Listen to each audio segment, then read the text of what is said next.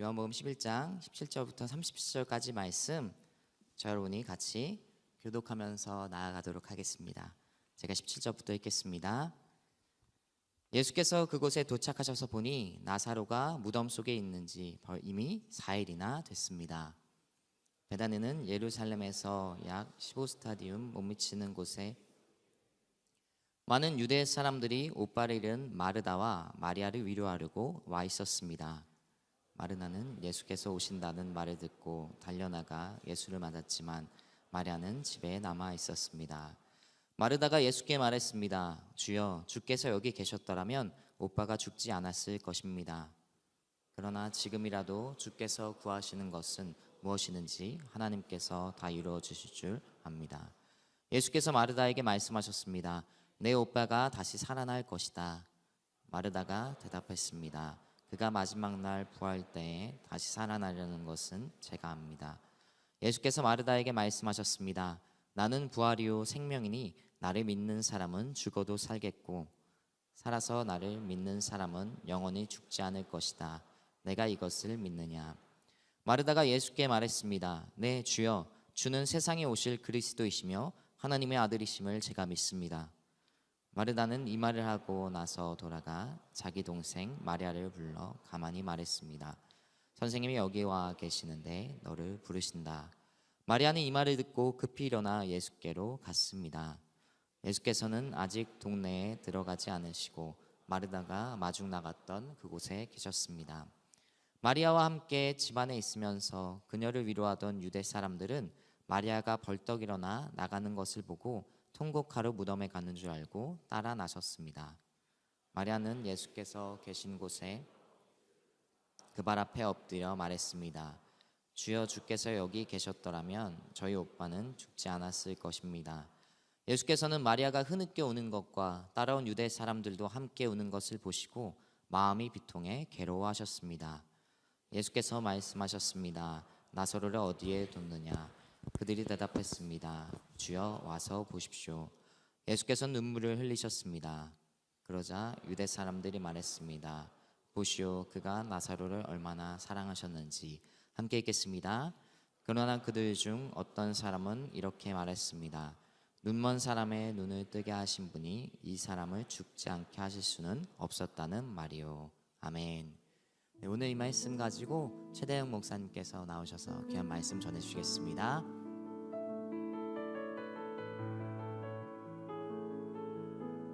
행복합니다. 우리 서로를 바라보시면서 그렇게 한번 인사했으면 좋겠습니다. 천천히 가야 보이는 것이 있습니다. 네, 천천히 가야 보이는 것이 있습니다. 네, 침묵이 아니고 또 지연이 아니라 오늘 최재훈 목사님, 네, 죄송합니다.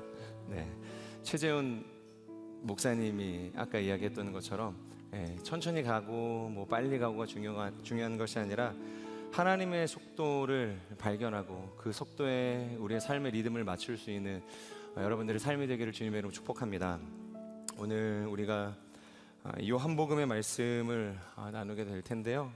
특별히 11장 저희가 단락을 나눠서 읽기는 했지만 11장 전체를 포괄해서 우리가 다룬다. 그리고 11장 앞에 그리고 12장 그리고 심지어 이게 13장 이후까지도 연결이 되어지는 이 맥락 속에 있는 말씀이라는 생각을 가지시고 함께 보시면 좋을 것 같습니다. 첫 번째로 나누기를 원하는 것이 예수님이 사랑하시는 가정입니다. 오늘의 이 본문을 우리가 잘 이해하기 위해서는 이 나사로의 가정을 예수님께서 사랑하셨다라는 이 차원을 이해할 수 있어야 되는데요. 11장을 보면 우리가 읽은 것처럼 이 나사로의 집안에 대한 이야기가 펼쳐지고 있죠. 그런데 말씀을 읽다 보면 우리가 놀라운 사실 하나를 발견할 수 있는데 그것이 11장 5절의 말씀입니다. 우리 11장 5절 같이 한번 읽어볼까요? 시작.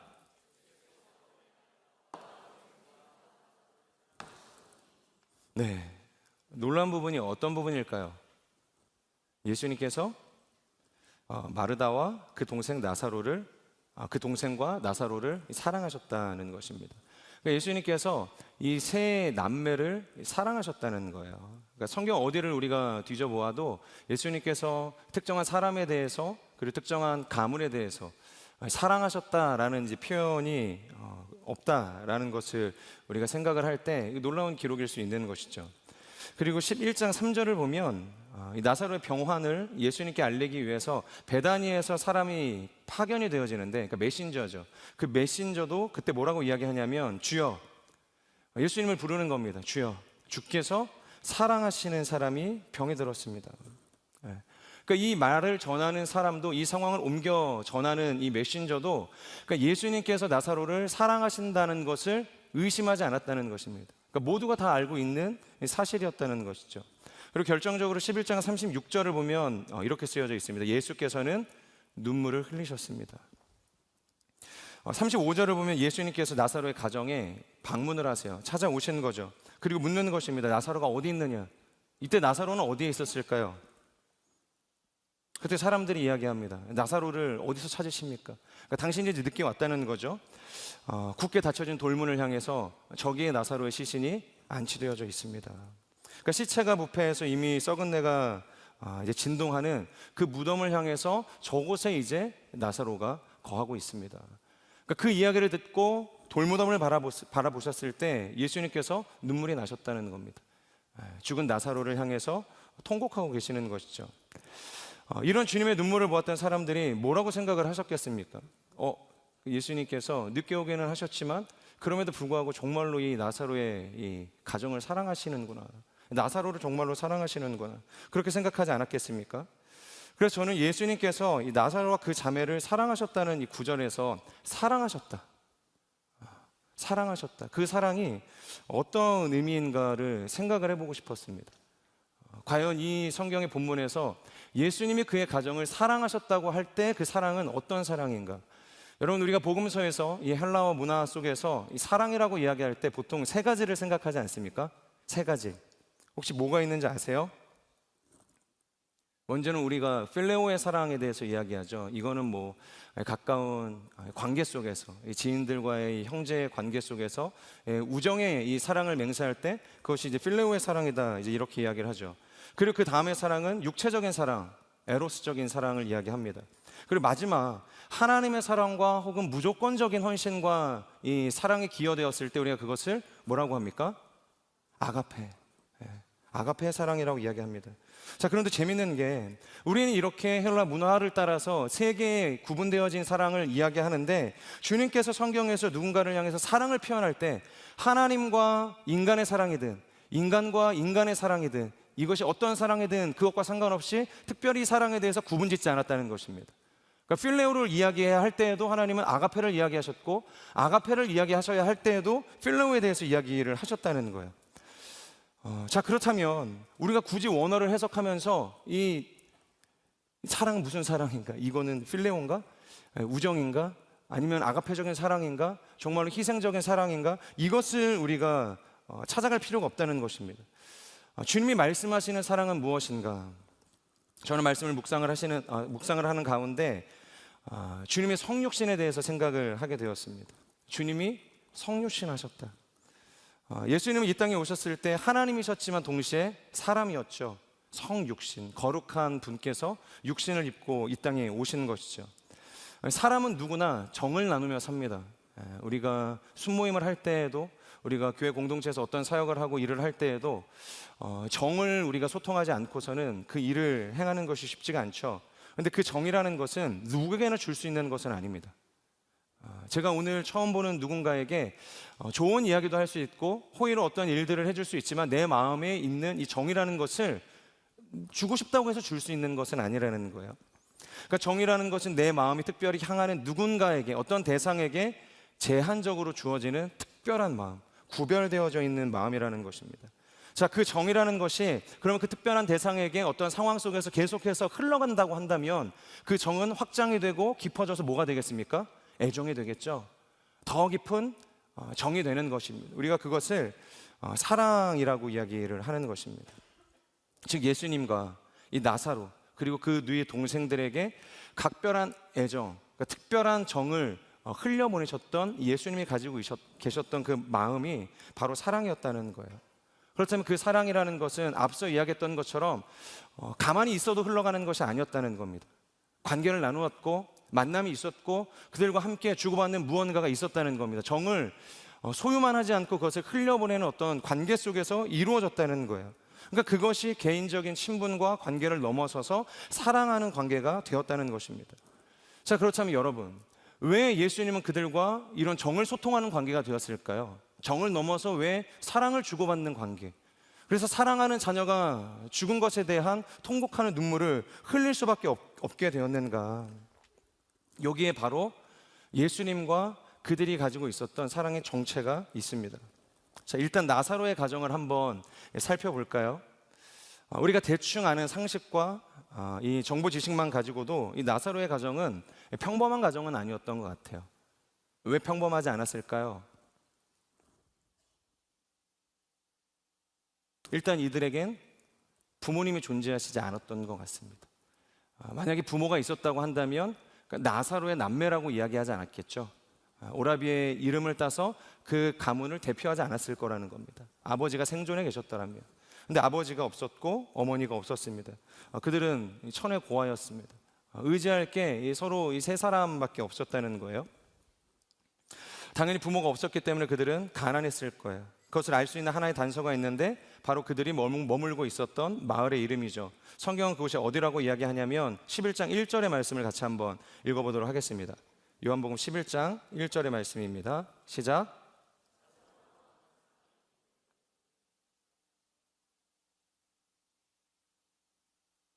자, 그들이 어디에 살고 있었다고 이야기합니까? 베다니. 그 남매가 살고 있었던 지역이 베다니. 근데 베단이라는 지역은 당시에 가난한 자들의 집이다라는 이름으로 불려졌다고 합니다. 그러니까 베단이는 가난한 사람들이 살고 있는 집이라는 거예요. 우리가 이 시대에도 이 빈민촌이다, 이 쪽방촌이다 하는 어떤 지역들을 이제 특정지어서 이제 말할 때가 있지 않습니까? 저는 빈민촌에서 왔는데요. 저는 쪽방촌에서 왔는데요. 누구도 그 사람이 부자라고 생각하지 않겠죠. 살아가는 것이 참 어렵겠구나, 힘들겠구나, 생계를 이어가는 것이 어려운 사람이겠구나. 그러니까 빈민촌이라는 것, 쪽방촌이라는 것은 그 사람의 그런 삶의 양태를 유추할 수 있는 어떤 근거가 된다는 겁니다. 그러니까 다시 말해서 이 베단이라는 것도 그것에 살고 있었던 이 나사로의 남매들도 가난한 사람들이었다는 것을 우리가 알 수 있게 되어진다는 것이죠. 자, 그렇다면 이들이 부모도 없이 자랐기 때문에, 그리고 가난한 지역에서 어렵게 근근히 살아가고 있기 때문에 주님께서는 특별히 그들에게 관심을 가지셨던 것인가, 특별한 정을 주신 것인가? 여러분, 일단 오늘 본문에 나오는 이 마리아는 어떤 마리아일까요? 마리아, 성경에서 많은 마리아가 나오는데 그는 7 귀신이 들려서 어렸을 때부터 고생했던 그 마리아였습니다. 7 귀신의 그 질병을 가지고 있었던 사람이었다는 거예요. 평생을 이 고통과 어려움 가운데 살아왔을 거라는 거예요. 부모도 없는데, 이 나사로와 이 마르다와 이 마리아, 근데 7 귀신이 들렸습니다. 그러니까 온갖 정신질환이 다 가지고서 태어난 여인이었다는 것입니다. 당시에 그런 삶을 살아간다는 것만으로도 사실 쉽지 않았을 텐데, 그때 당시에 율법적으로 그러한 삶은 부정한 삶으로 정죄를 당했을 거라는 거예요. 그리고 아픈 동생의 이 병환을 고치기 위해서 얼마나 부단한 노력들을 그 가정이 해왔겠습니까? 그런데 누구도 그녀를 고칠 수 있는 사람이 없었다는 거예요. 그러니까 평생 부정한 인생이었고 평생 그 질병을 치료하기 위해서 어려움을 가지고 살아갈 수밖에 없었던 가정이 나사로의 가정이었다는 거예요. 자, 그런데 그러던 중에 예수님께서 그들의 가정에 찾아오시는 거예요. 그리고 그 여인의 병을 고쳐주시는 겁니다. 그녀에게 있었던 7 귀신의 이 질병이 떠나가는 일들이 일어나게 되었다는 거예요. 바로 여기서부터, 바로 그때부터라는 겁니다. 나사로의 집안이 온 마음으로 예수님을 따르게 된 그 시점이 바로 그때부터라는 거예요. 성경을 보면 예수님은 머리둘 곳이 없을 정도로 삶의 안정감이 없었습니다. 그러니까 마땅히 이렇게 안정감을 누릴 수 있을 만한 보금자리가 없으셨다는 거예요. 그러니까 순수한 의도로 예수님을 찾아오거나 맞아주는 사람들이 없었다는 것입니다. 자, 그런데 나사로의 집은 달랐다는 거예요. 그들은 예수님에게 아무런 걱정 없이 쉴 수 있는 좋은 거처를 제공해 줄 수 있는 사람들이었습니다. 비록 마리아와 마르다가 옥신각신하면서 예수님을 접대하기 위해서 막 이렇게 분주하지 않았습니까? 싸우지 않았습니까? 예수님께 책망을 받기도 했지만 그럼에도 불구하고 어떻게든 예수님을 모시기 위해서 그들이 많은 노력을 했던 사람들이었다는 거예요. 그러니까 예수님도 그것이 좋으셨는지 이 가문을 자주 찾으셨다는 거예요. 그런 예수님께서 이들을 어떻게 사랑하지 않을 수 있겠냐는 것이죠. 그들에게 향하는 이 특별한 정을 막을 방법이 없으셨다는 겁니다. 자, 그리고 더 결정적인 사건이 있는데 그것이 바로 요한복음 12장 이후의 일인데요. 이것을 통해서 그들이 가지고 있었던 예수님을 향한 그 본래의 사랑이 얼마나 큰지를 우리가 확인할 수 있습니다. 요한복음 12장 3절의 말씀을 같이 한번 읽도록 하겠습니다. 시작.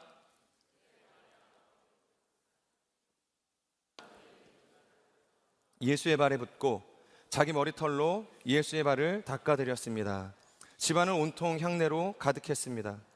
자, 지금 어떤 상황이냐면 예수님께서 11장에서 나사로를 살리는 기적을 이미 행하셨어요. 그리고 수많은 사람들이 그것을 보고 예수님을 믿게 되었습니다. 그런데 성경을 보면은 이때부터 많은 사람들이 유대의 당국이 이 로마 정부의 힘을 얻어서 예수님을 죽여야겠다라는 계획을 하기 시작했다라고 이야기를 하는 거예요. 그런데 예수님이 이 12장 1절을 보면은 이 자신을 죽이겠다고 모여있는 사람들의 근거지인 이 예루살렘으로 가기 전에 마지막으로 어디를 들르냐, 우리가 너무 쉽게 예상할 수 있는 것처럼 이 나사로의 집이 있는 이 베다니를 방문하셨다고 이야기를 하고 있거든요. 아마 이 최후의 만찬 같은 느낌이었을 것 같다라는 생각이 들어요. 조금이라도 사랑한 사람을 한 번 더 보고 가야겠다라는 어떤 각별한 마음이 예수님께 있었을 것입니다. 자, 그런데 예수님께서 베다니에 오셨을 때 어떠한 일이 일어나는가? 바로 마리아가 자신이 가지고 있었던 뭘 예수님께 바친 거예요? 순전한 나드 한 옥합. 우리가 향유 옥합이라고 이야기하는 그것을 예수님의 발 앞에 깨뜨리고 그리고 자신의 몸으로 그것을 닦아주는 일들을 하게 되었다는 거예요. 그런데 누구도 그것을 좋게 보는 사람이 없었다는 겁니다.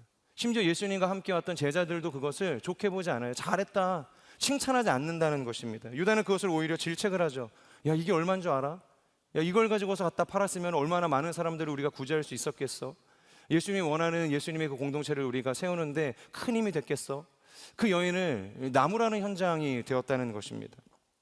여러분, 이 순전한 이 1리트라는 당대 300데나리온의 가치가 있었다고 이야기하죠. 1데나리온은 그냥 일반적인 노동자 하루의 품삯이라고 이야기를 할 때 여러분, 이 300데나리온 거의 한 1년에 해당하는 거의 연봉이라고도 이야기할 수 있지 않겠습니까?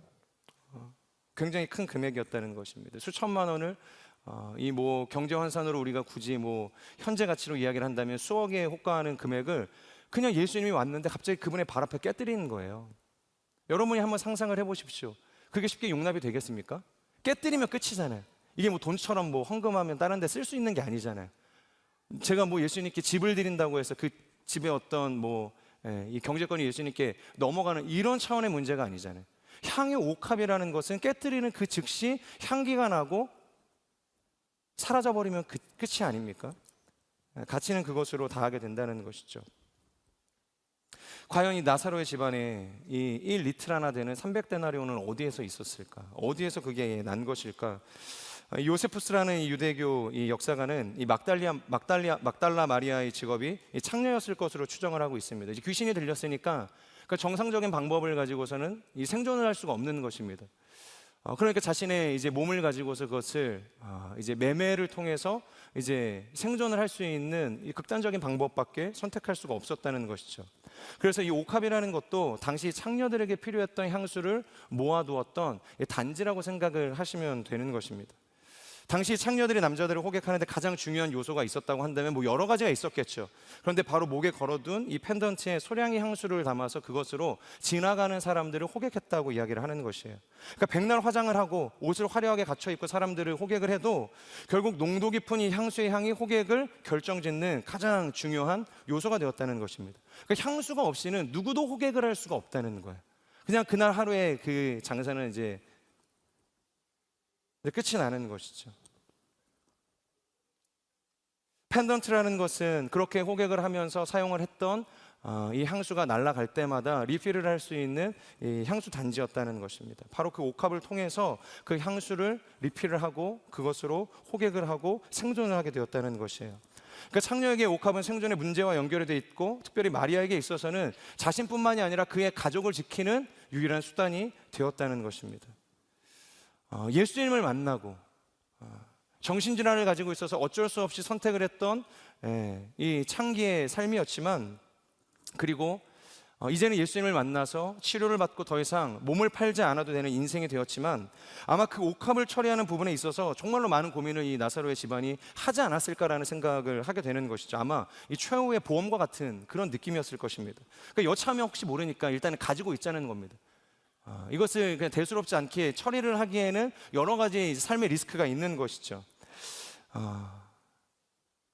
바로 그렇게 끝까지 가지고 있었던, 자신의 안위와 가족을 위한다는 명분으로 남겨두었던 이 나사로 집안의 이 최후의 이 보루, 그것이 순전한 나드 1리트라였다는 것입니다. 자, 그런데 그것을 예수님께서 오늘 베다니에 오셨을 때 아낌없이 깨뜨렸다. 성경이 그렇게 이야기하고 있는 것입니다. 그것을 팔아서 헌금을 하는 것이 유익할까요? 제자들과 상의하지 않았다는 것입니다. 이것을 어떻게 사용을 해야 할까? 그것에 대해서 논의하지 않았다는 것입니다. 그냥 예수님의 장례가 멀지 않았다는 마음에 어떠한 계산도 없이 그저 예수님의 발 앞에 그것을 깨뜨리고 주님의 장례를 준비했다. 오직 그분을 위해서.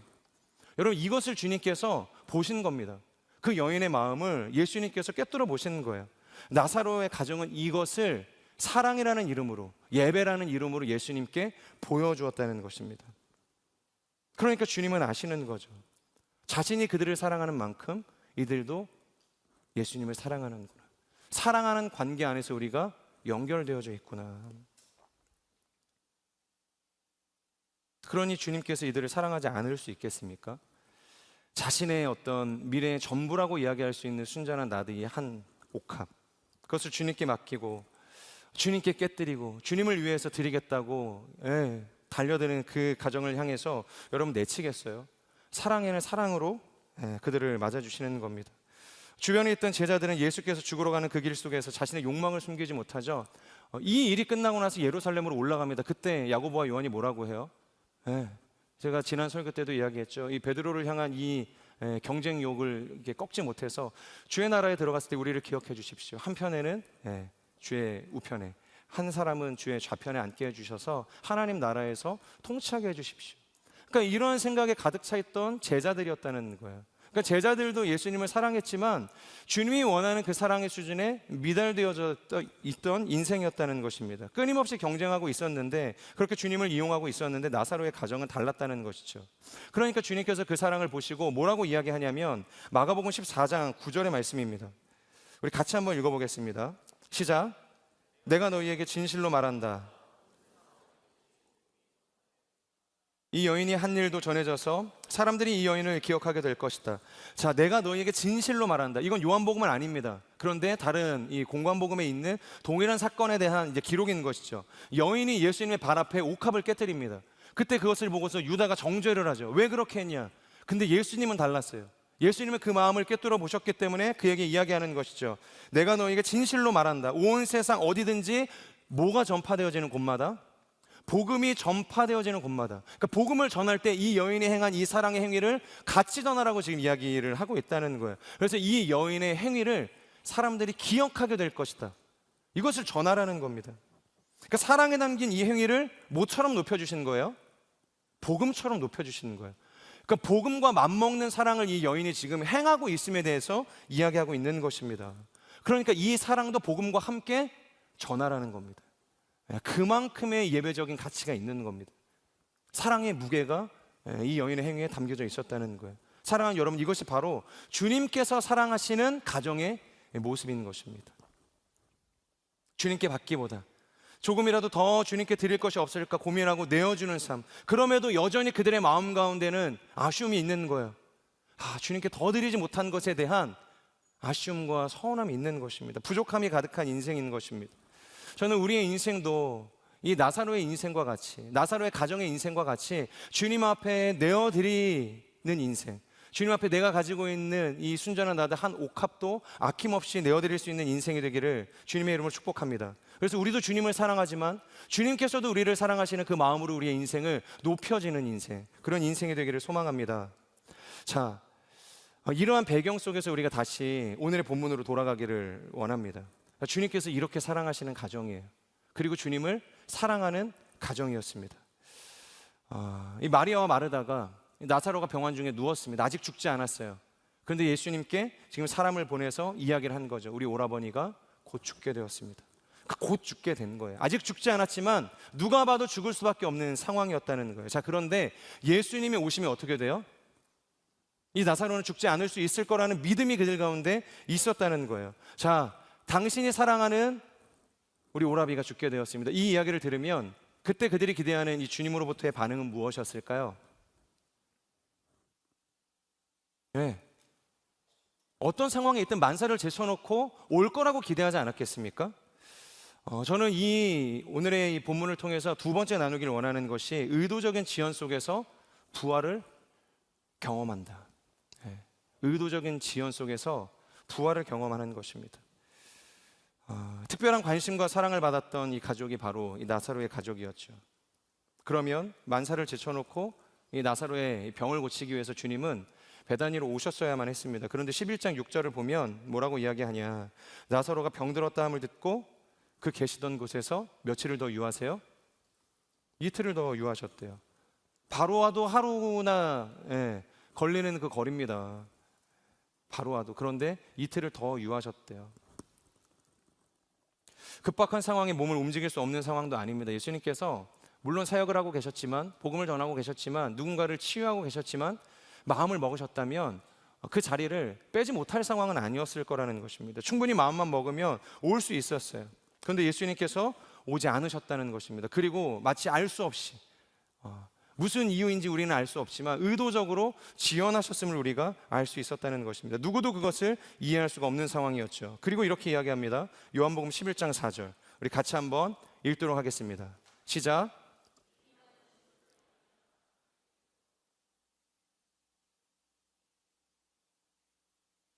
자, 지금 나사로가 죽을 상황입니다. 근데 총각을 다투는 상황 속에서 지금 예수님이 무슨 소리 하고 계시는 거예요? 이 병은 죽을 병이 아니야.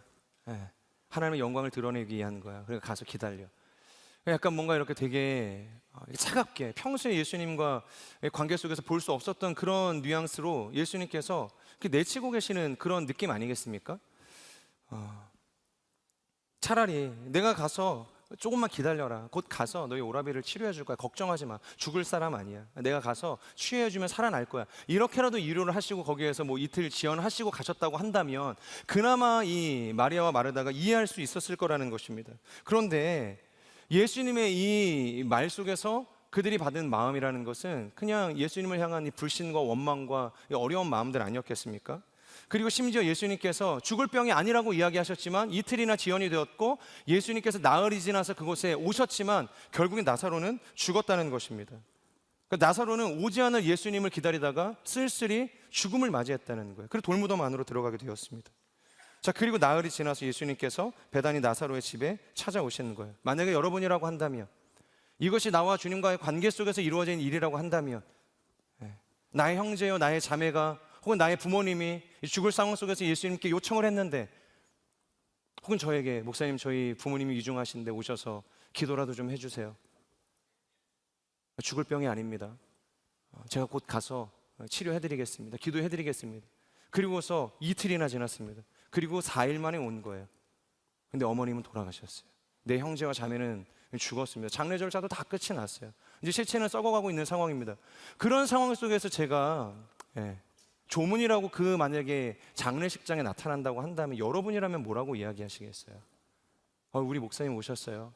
지금이라도 기도해 주시죠. 지금이라도 우리 천국 환송 예배 하시죠. 위로 예배 하시죠. 장지 같이 가실래요? 뭐 이런 이야기 하시겠어요? 그럴 수 없는 거 아닙니까? 현실적인 상황 속에서 마리아, 이 마르다도 똑같은 심정이었습니다. 이 분노와 원망과 이 서운함이 교차하면서 그들이 요한복음 11장 21절에서 뭐라고 이야기하는가 우리 같이 한번 읽겠습니다. 시작. 주께서 여기 계셨더라면 내 오라버니가 죽지 아니하였겠나이다. 마르다가 예수님께 이야기하는 것입니다. 당신이 여기 있었으면 우리 오라버니는 죽지 않았을 거예요.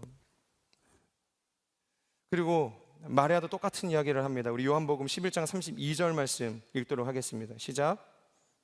주께서 여기 계셨더라면 내 오라버니가 죽지 아니하였겠나이다. 자, 마르다가 11장 21절에서 똑같이 이야기하죠. 당신이 있었으면 우리 오라버니는 죽지 않았을 거예요.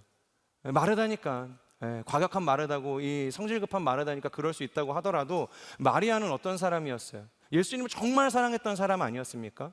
예수님을 섬기는 것보다 예수님의 말씀을 듣고 예수님과 이야기하는 것이 더 좋아서 그분의 발치 가운데 머물러서 그분을 바라보았던 여인이 마리아였잖아요. 그런데 오지 않을 예수님을 인해서 죽었던 오라버니의 죽음 때문에 예수님이 오셨을 때 똑같이 이야기하는 거예요. 당신 때문에 우리 오라버니가 죽지 않았습니까? 얼마나 깊은 상심과 이미 마음의 배신을 경험했는지를 우리가 알 수 있는 것이에요. 차라리 오지나 말지. 뭐 좋은 일 있다고. 이미 죽어버렸는데 여기로 오셨는가.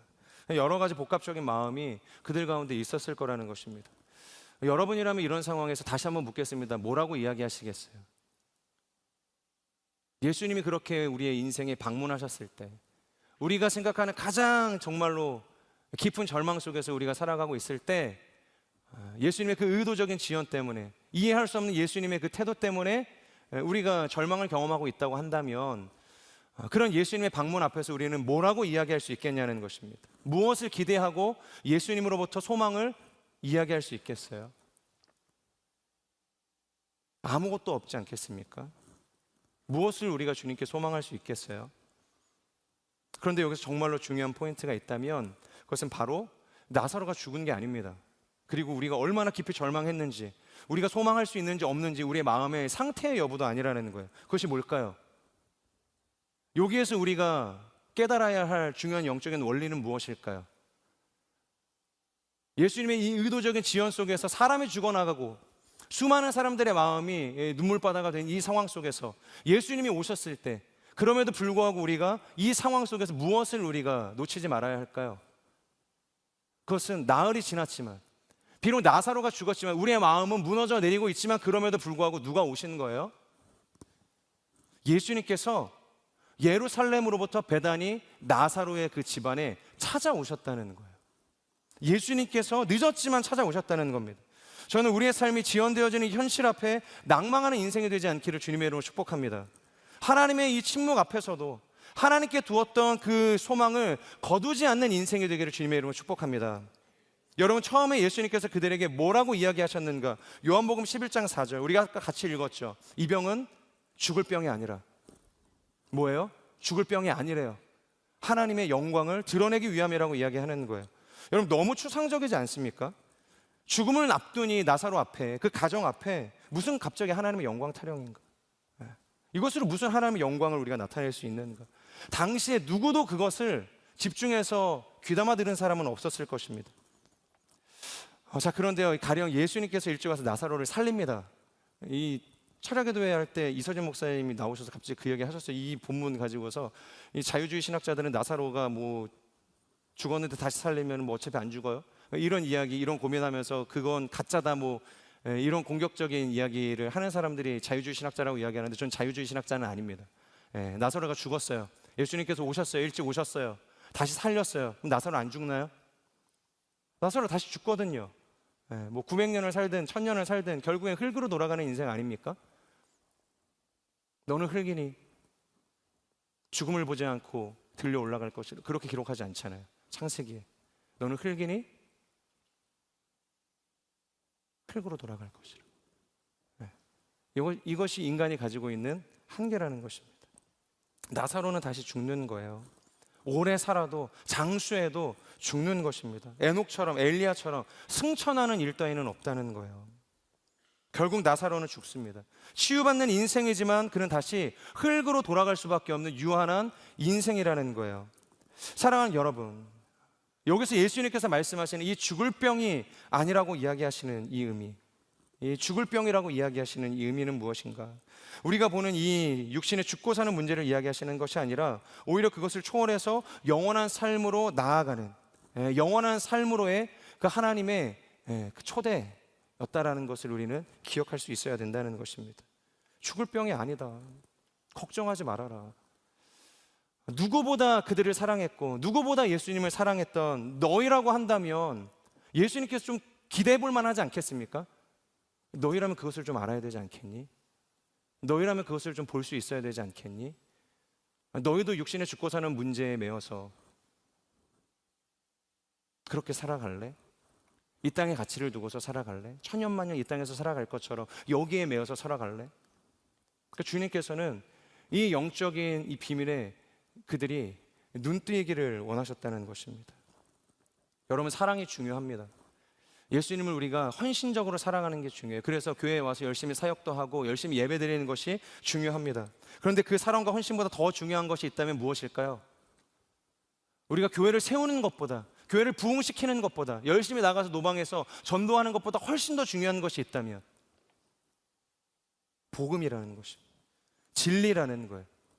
온전한 진리 위에 쌓아가는 모든 행위가 하나님 앞에서 선한 것이지 복음의 기초가 없이 행하는 우리의 모든 열심은 헛된 열심이라는 것을 알 수 있어야 돼요. 그래서 예수님께서는 바로 그들이 이 진리 위에 사랑을 쌓아가기를 원하셨다는 겁니다. 그러니까 이 진리를 깨닫고 그들의 삶이 건축되어지기를 원하셨다는 거예요. 그렇기 때문에 이 사흘이라는 유예 기간은 그들을 진리로 초대하기 위한 하나님의 어떻게 보면 복음의 초청장이었을지 모르겠다는 거예요. 계속해서 말씀을 보면 나사로가 죽나요? 그대로 썩어서 끝이 나나요? 우리가 잘 아는 것처럼 나사로는 다시 살아납니다. 나사로야, 나오너라. 사람들이 돌무덤을 치워주니까 막 거기에서 붕대를 풀고서 이 나사로가 나오는 이 기이한 일들이 일어나지 않습니까? 그 나사로를 보고 예수님께서 이야기하시는 거예요. 나는 부활이요 생명이니 나를 믿는 자는 죽어도 살겠고 살아서 나를 믿는 자는 영원히 죽지 않을 것이다. 부활한 나사로, 다시 생명을 입고 그 무덤을 나온 나사로를 향해서 예수님께서 그제서야 이야기하시는 거예요. 무엇을 그들에게 알려주기를 원하셨는지. 나는 부활이요 생명이다. 예수님이 부활이요 생명이라는 겁니다. 여러분 동의하십니까? 예수님이 우리의 부활이요 생명이신 줄로 믿으시기를 주님의 이름으로 축복합니다. 여러분, 예수님과 맺은 이 필레오의 사랑, 어떻게 보면 아가페의 사랑이라고도 이야기할 수 있는 이 세상이 말하는 그 사랑, 정말로 누가 봐도 질투가 날 수밖에 없을 정도의 그 끈끈한 사랑이 그 나사로의 집안에 구원 티켓이 되지 않았다는 거예요. 아무리 뜨겁게 주님을 사랑해도 그들의 마음 가운데 나는 부활이요 생명 되신 예수 그리스도를 보지 못한다면 그들은 영원한 세계로 나아갈 수 없는 인생이었을 거라는 거예요. 바로 예수님께서 나사로의 부활 이후에 선언하신 이 부활신앙, 이것을 믿고 고백하는 삶이 되었을 때 비로소 구원을 얻게 되어지는 겁니다. 영원한 부활의 삶으로 나아갈 수 있게 되어진다는 거예요. 지금은 하나님 품으로 가셨지만 이 빌리 그레이엄 목사님께서 살아생전에 그런 이야기를 하셨죠. 언젠가 당신은 빌리 그레이엄이 죽었다는 소식을 듣거나 알게 될 것이다. 그러나 한마디도 믿지 마라. 나는 그 어느 때보다 더 살아있을 것이다. 다만 주소만 바뀌었을 뿐이다. 나는 하나님 품으로 가 있을 것이다. 아멘이시죠? 네. 육신은 썩어서 죽게 되었지만 이 빌리 그레이엄 목사님이 가지고 있었던 이 믿음의 담대함은 무엇이었습니까? 믿지 마라. 나는 그 어느 때보다 더 강력하게 살아있을 것이다. 여러분, 이것이 나는 부활이요 생명 되신 예수 그리스도를 소유한 인생에서 비로소 나올 수 있는 믿음의 고백인 것입니다. 여러분, 우리에게 이 믿음이 필요한 것입니다. 예수님을 믿는 인생, 그분이 우리의 길이요 진리요 생명임을 믿는 인생, 바로 이러한 영원한 세계를 향해 흔들리지 않는 확실한 소망을 가진 인생, 그것이 주님께서 원하시는 인생이라는 것입니다. 마지막 한 가지를 더 나누고서 오늘 말씀을 마치도록 하겠습니다. 영국의 유명한 설교자이신 이 맥클라렌 목사님께서 요한복음 11장 이 말씀을 설교하시면서 그렇게 이야기를 하셨어요. 예수님께서 일부러 이틀이나 지체하신 것은 사랑하지 않아서가 아니다. 오히려 사랑하기 때문이다. 예수님이 비록 늦게 응답하신 것처럼 보이지만 그것은 예수님의 입장에서 최상의 응답이셨다는 거예요. 왜냐하면 예수님께 오셔서 결국 누가 살아나죠? 죽었던 나사로가 살아나는 놀라운 기적이 일어나지 않습니까? 그리고 거기서 끝이 나나요? 그리고 예수님을 배척했던 수많은 유대인들이 그 사건으로 인해서 주님을 영접하는 일이 일어났대잖아요. 그러니까 사람들의 마음 가운데 시기가 일어나서 예수 얘 잡아다 죽여야겠다, 그런 살심이 일어나게 된 시발점이 바로 이 요한복음 11장 나사로의 부활 장면이라는 겁니다. 여러분, 그렇다고 한다면 나흘이 지나 이 주님이 베다니에 방문하셨던 이 방문이 늦은 방문이라고 이야기할 수 있겠습니까? 철진한 방문이라고 우리가 그분의 방문을 폄하할 수 있겠어요? 주님을 향해서 원망할 수 있겠습니까? 그것은 하나님 입장에서 가장 적절한 응답이었고 최선의 응답이었다는 거예요. 우리는 이것을 볼 수 있어야 됩니다. 그리고 그것을 믿음으로 고백할 수 있어야 되는 거예요.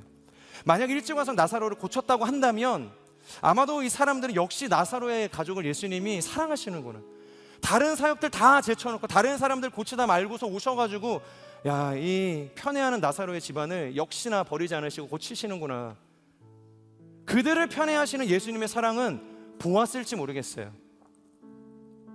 그리고 그러고 끝났을지 모릅니다. 그런데 그분의 지연으로 인해서 이것을 한 가정을 향한 주님의 편애적 사랑을 넘어서서 온 인류를 향한 주님의 구원 계획을 선포하는 셈이 되었다는 것입니다. 놀랍지 않습니까? 주님의 지연이 나사로의 이 가정을 향한 편애적 사랑을 넘어서 온 인류를 향한 주님의 사랑을 선포하는 계기가 되었다는 거예요. 나는 부활이요 생명이니 나를 믿는 자는 살게 될 것이다. 나사로의 가정만 사는 것이 아니라 믿는 모두가 살게 될 것이다. 다시 말해서 하나님은 지금 모두를 향한 사랑을 보여주시기 위해서 뭐 하신 거예요? 지연하신 거예요. 더 큰 사랑을 우리에게 보여주시기 위해서, 더 온전한 생명으로, 더 큰 부활의 확신으로 우리 가운데 찾아오시기 위해서 하나님께서 지연을 선택하셨다는 것입니다. 그렇기 때문에 여러분, 우리는 반드시 하나님의 타이밍을 기다려야 합니다. 하나님의 때를 전적으로 신뢰할 수 있는 믿음의 사람들이 되어야 하는 것입니다. 요한복음을 우리가 아우를 때 가장 중요한 키워드가 있는데 그게 바로 때입니다. 때. 하나님의 타이밍. 그게 가장 중요해요. 가나의 혼인잔치에서도 하나님께서 뭘 이야기하세요? 예수님께서 여자여, 내 때가 아직 오지 않았습니다. 네. 하나님께서 아직 나에게 원하시는 그 때가 오지 않았다고 때를 이야기하세요. 그리고 요한복음 4장에서 사마리아 여인을 만나면서 어디서 예배하는 게 맞습니까? 물어볼 때 뭐라고 이야기하십니까? 장소가 중요한 게 아니야. 아버지께 예배할 그때도 때를 얘기하세요. 때가 중요한 거야. 그리고 결정적으로 오늘의 사건 이후에 예수님께서 그가 계속해서 피해 다녔거든요. 유대인들이 죽이려고 하니까 에브라임으로 가셔서 그곳에 어떻게 보면 숨죽여서 기다리고 계셨어요. 그런데 이제 하나님의 때가 오니까 예수님께서 그 문을 박차시고 자신을 죽일 이 사람들이 기다리고 있는 예루살렘을 향해서 나아가시거든요. 근데 제자들이 어리둥절한 거예요. 지금까지 잘 숨어 계시다가 왜 갑자기 당신 죽이겠다고 기다리고 있는 이 예루살렘으로 가십니까? 그때 뭐라고 이야기하세요? 인자가 영광을 받아야 할 때가 왔다. 하나님의 때를 이야기하신다는 거예요. 여러분, 하나님의 때가 그렇게 중요합니다. 네. 하나님의 때가 되면은 죽는 게 축복일 때가 있는 것입니다. 사는 게 축복이 아니라 그게 하나님의 때라고 한다면, 나를 향한 하나님의 타이밍이라고 한다면 죽는 것이 내게 유익하다는 이 사도 바울의 고백도 우리가 할 수 있게 되어진다는 것입니다. 저는 하나님의 타이밍 안에서 우리의 삶을 세워갈 수 있는 인생이 되기를 주님의 이름으로 축복합니다. 그래서 로마서 11장에서도 하나님의 모든 은사와 부르심은 뭐라고 하세요? 결코 후회하심이 없다. 그러니까 하나님의 때는 완벽하다는 이야기를 하는 것입니다.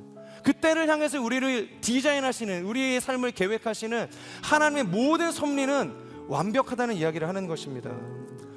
저는 우리의 삶의 평생이 그 하나님의 때를 분별할 수 있는 믿음이 있기를 주님의 이름으로 축복합니다. 하나님의 때가 가장 좋은 때임을 믿고 마리아와 같이 자신의 삶을 아낌없이 내어드릴 수 있는 거룩한 인생이 되기를 축복합니다. 우리 같이 한번 말씀을 기억하면서 기도하겠습니다. 사랑하는 주님,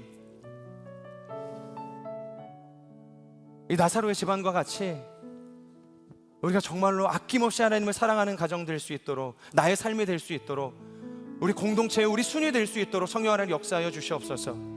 그런데 단순히 인간적인 감정을 가지고서 하나님과의 어떤 관계적인 사랑으로 우리가 만족하지 않게 하여 주시고 진리 위에 세워가는 사랑이 될 수 있도록 하나님 인도하여 주시옵소서.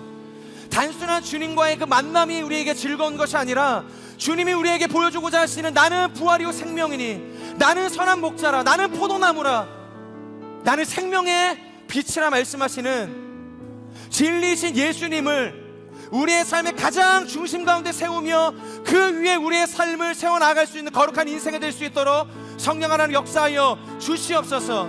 그래서 더 큰 사랑으로 나아가게 하여 주시고 더 큰 생명으로 나아가는 우리의 삶이 되어질 수 있도록 주여 역사하여 주시옵소서. 우리 함께 말씀을 기억하면서 우리의 삶을 주님 앞에 올려드리며 통성으로 기도하며 나아갑시다. 주여